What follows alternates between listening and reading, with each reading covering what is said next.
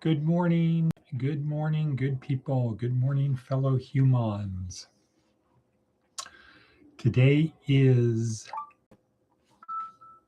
Wednesday, January 14th, 2026. We are almost halfway through the month already. This is crazy. The time is flying by. Well, okay, be that as it may. Here we is. And this is Department of Career Services. My name is Edward Bevilacqua, and our goal is to help our students and interested people on their journey through this life, where we have a transcendent soul that continues after death. The idea is to be facing the right direction and be on the best trajectory. So transformation, and trajectory, two key words. Our themo of today is, it's not for you. Now, I haven't read the underlying story behind that. That's just the headline. It's not for you. So I don't know if it's like, it's not for you, or it's not for you. You've taken something, it's not for you. Or it's not for you. This is not the thing for you. You want something different. So, not clear what it means. We will find out together. This is day 3 of week 3 of our neuroscience-oriented approach to success. This is where we're talking about getting other people to help us. So if we're change the metaphor from a table to a boat, where we're building a boat to take us on the journey of a lifetime. First week is overview orientation. What kind of boat? What do we need to do? Why do we need? Can we expect, et cetera, so I can build the boat. The second week, inside my skull-sized kingdom, how my brain works. That's the building the boat part.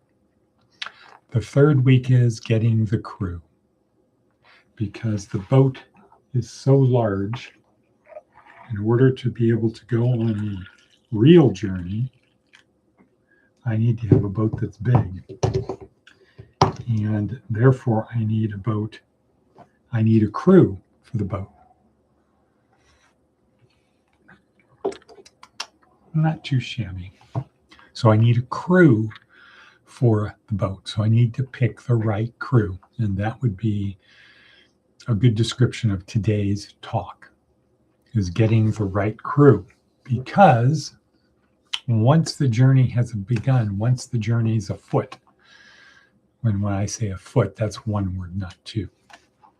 Once the journey is afoot, you don't want to have problems with the crew, mutiny, bad work habits, etc., etc.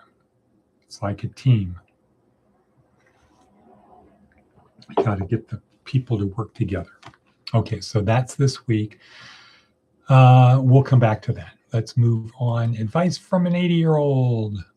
Very important. What's the advice from an 80-year-old? Lend only those books you never care to see again.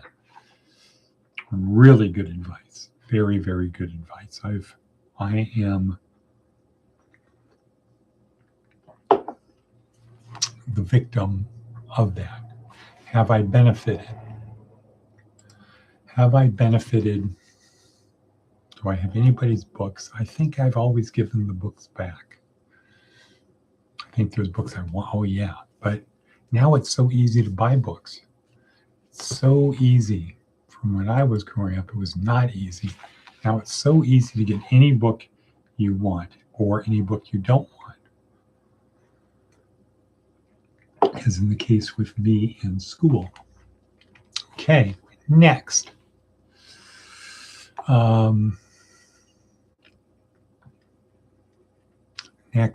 Next. What is next? Just thought of something. Okay, Seth Godin. It's not for you. Nothing important is for everyone. When we encounter a thoughtful critic, we need to quickly understand who is speaking to us. If the work we made was intended for someone just like this and they don't like it, we need to do a better job next time. The criticism will help us understand how to improve. But if the work we made wasn't for someone with the hopes, needs, and expectations of the person we're hearing from, we can forgive ourselves and them by acknowledging who it's for and why. Okay, so my brain was completely on something else. I read that not having any idea what I was reading. So, have you ever done that? Think about it. Have you ever done that? Yeah, we do it all the time. We're just not usually aware of what else is going on in our brain. So I found myself thinking about this other thing very clearly as I was speaking what was on the screen. I think that's what piano players do. Let's try it again. It's not for you. Nothing important is for everyone. True. When we encounter a thoughtful critic, we need to quickly understand who is speaking to us. Okay, it's a thoughtful critic. It's not someone else. Let's say a sycophant. If the work we made was intended for someone just like this, and they don't like it, we need to do a better job this time. So if I'm doing this for you, specifically for this person, and you don't like it, then I need to do a better job. The criticism will help us understand how to improve. But if the work we made wasn't for someone with the hopes, needs, and expectations of the person we're hearing from. So in other words, if I wrote this book not for you,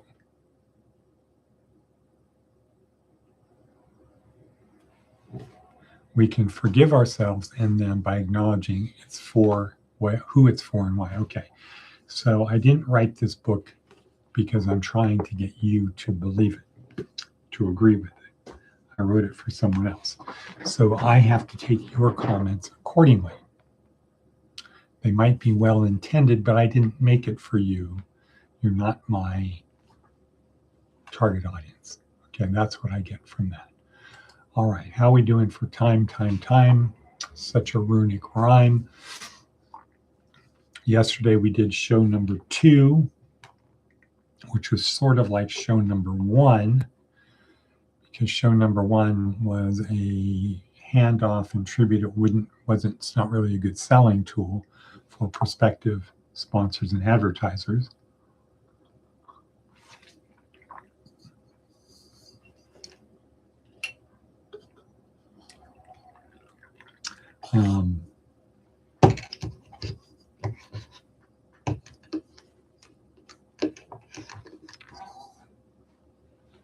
For sponsors and advertisers.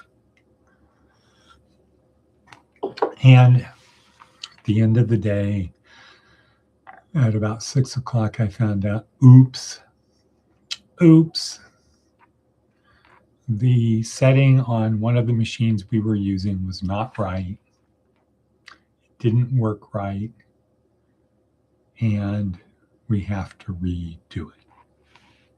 Okay. We're going to redo it on Friday. Okay. Not too shabby. We'll see what we need to redo. If we have to redo the whole thing or only one segment, because we shot another segment yesterday. I'm going to talk about that. So that segment was with the head pastor for Turning Point Faith or Turning Point Action, something, Turning Point USA for Clark County, the head pastor, Howell Shaw. Sharp guy, high IQ, high vision, Stanford graduate, worked for Frog Design, and he does small churches. Good guy, sharp guy. Yeah, it was a good interview. Shot in 4K, so that's good. Shot at the Ahern Hotel, that's not bad, in Las Vegas. One camera, so we'll see. We'll see how it turns out. But Content, very good, good energy, interesting stuff. And yeah, so if his segment is good, then we only need to redo one segment of yesterday's show or Sunday's show to get it done. So we'll see. That's show business, people. What do you mean, people? That's show business, people. Bonk. Yeah, we had a couple technical difficulties, but I think that is to be expected. There's a plane taking off. Interesting.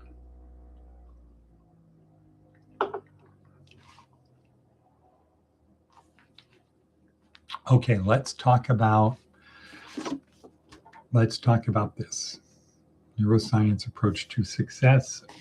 This week, outside my skull-sized kingdom, trying to get people to help me as the crew on my boat, to help me become successful, which for us, success, the formula for success is success equals a function of money times meaning and purpose, where money is just the ability to experience more, meaning is act such that everything you do matters, and purpose is service to others. So that basically means get money and then help as many people as you can. Commit yourself to helping as many people as the money that you have can go. Be on a trajectory following Jesus's commands. Love God, love one another, make disciples. Do those, just focus on doing those three things. Right. Okay, so today, Simon Sinek. Monday, let's go back, quick review. Monday, David Logan. You want to get the crew on your boat, join a tribe, nudge it forward. Join a tribe, nudge it forward. That's all you have to do. Join a tribe and then nudge it forward. Next, we learned from Seth Godin, how do you nudge? And there's 4 steps. Find something to change, tell a compelling story, connect the true believers, ignore the non-true believers. More important, probably more important, at least equally important, but probably more important, ignore the non-true believers and then lead them. That's how you do it. Okay, so today we're focused on, well, how do you tell a compelling story?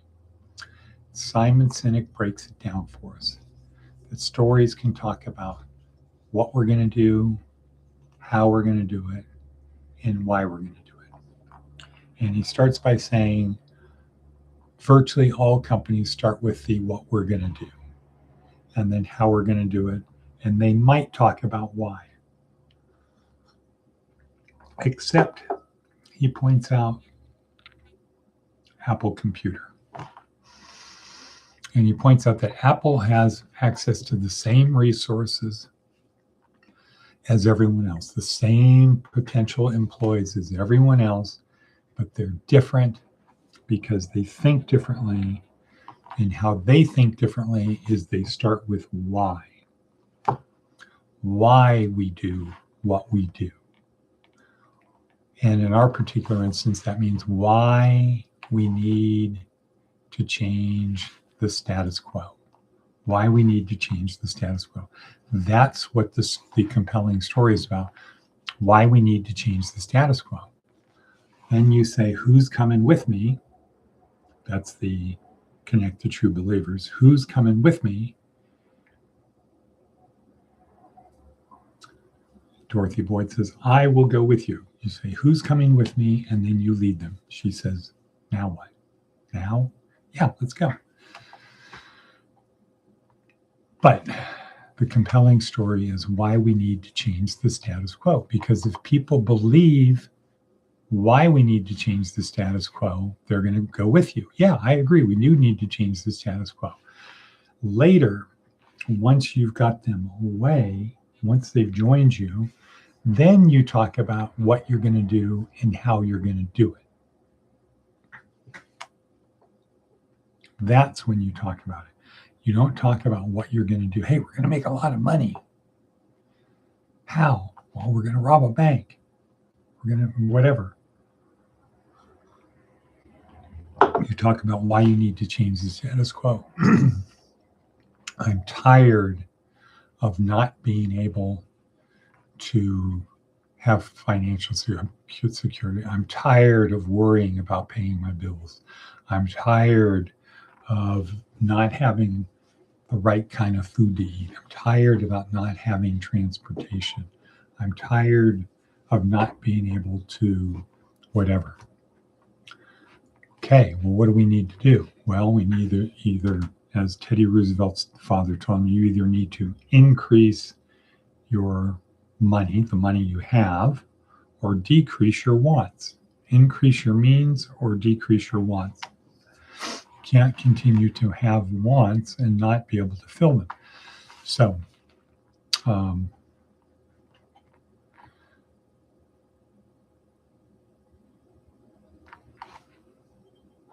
yeah, what does that mean? That means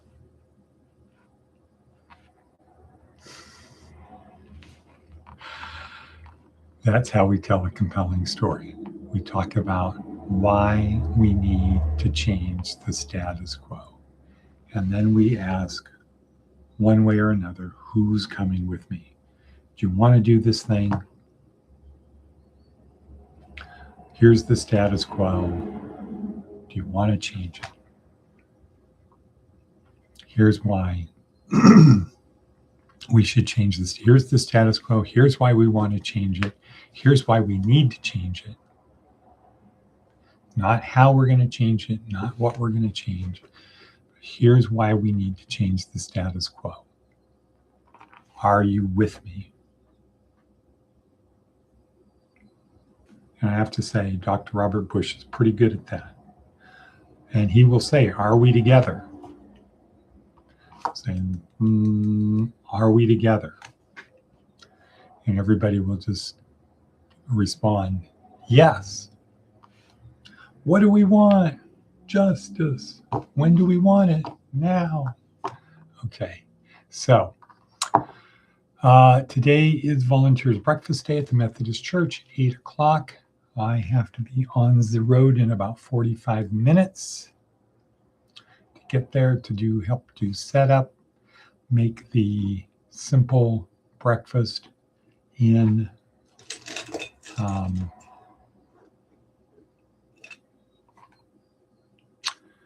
so we can be, what's the word?